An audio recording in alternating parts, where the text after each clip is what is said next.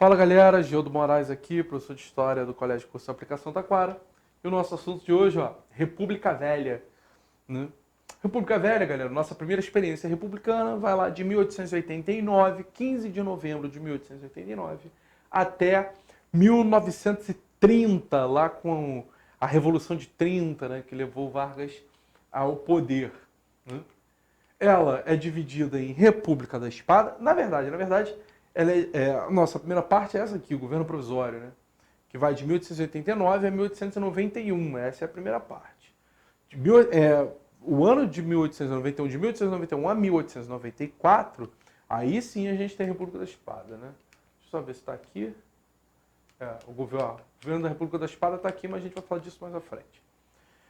Se chama República da Espada porque ela é comandada, nossos dois primeiros presidentes, como vocês, meus alunos sensacionais, sabem, são marechais do exército, né?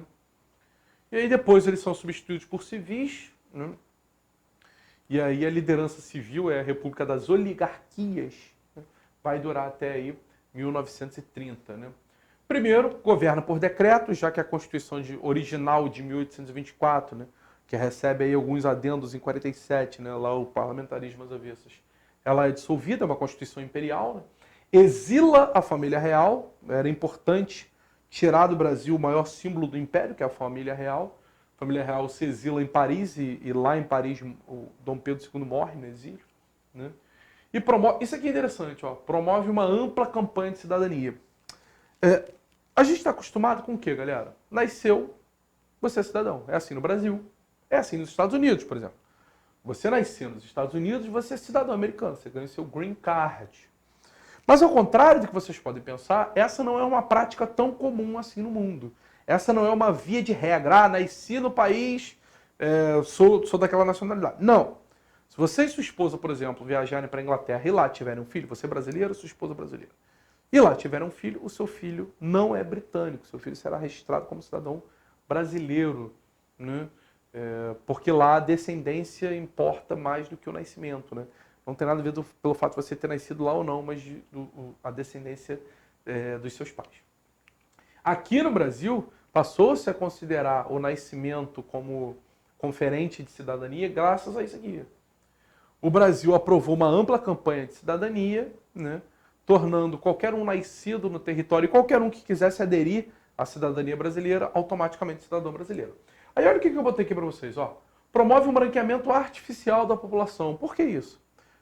88, ano anterior, o Brasil abole a escravidão. O escravo perde o estatuto de escravo e imediatamente se torna cidadão. De segunda a terceira categoria, mas cidadão. E aí, no censo, o número de negros como cidadãos aumenta, tornando o Brasil, quem diria, né, um país de população notadamente negra. Né? Para que,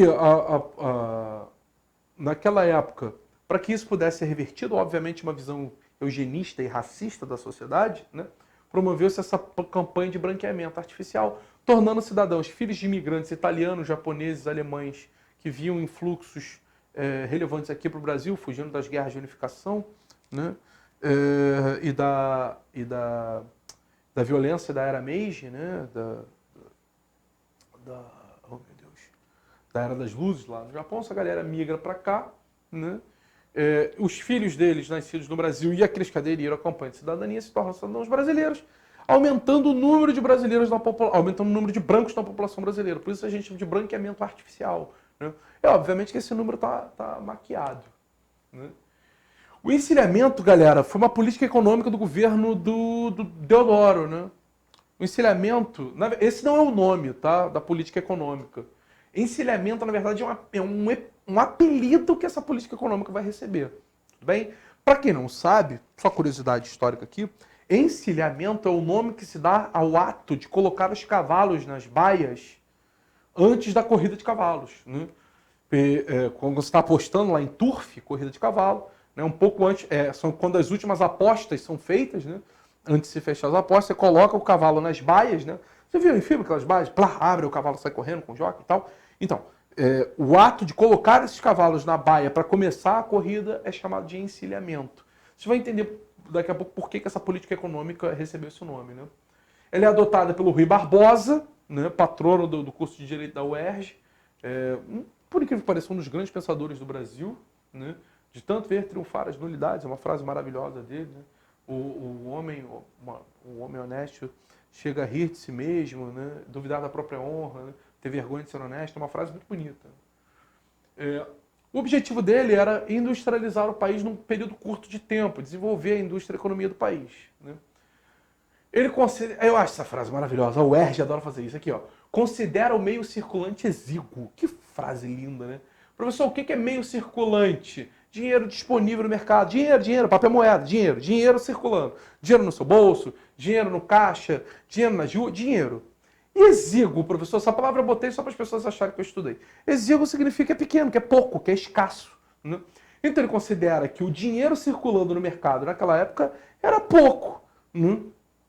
E aí ele tem uma ideia brilhante. Já que o dinheiro é pouco, vamos emitir mais dinheiro.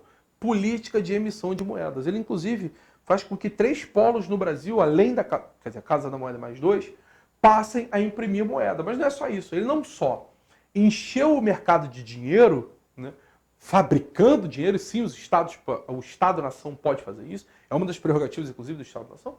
Ele facilitou o acesso ao crédito. Ele não só colocou mais dinheiro disponível no mercado, como ele facilitou o acesso a esse dinheiro, facilitou com que as empresas pegassem esse dinheiro emprestado. E é aqui que a gente vai entender o encilhamento.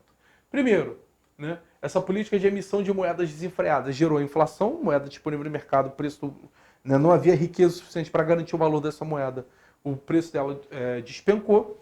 Especulação financeira, daí encilhamento, né? A galera vivia muito aquele clima de, pô, todo mundo vai ficar rico e tal. Um clima de efervescência econômica na Bolsa. Efervescência, 2 palavras. Ó, porra, exíguo efervescência. Não achar que eu estudei, pelo amor de Deus.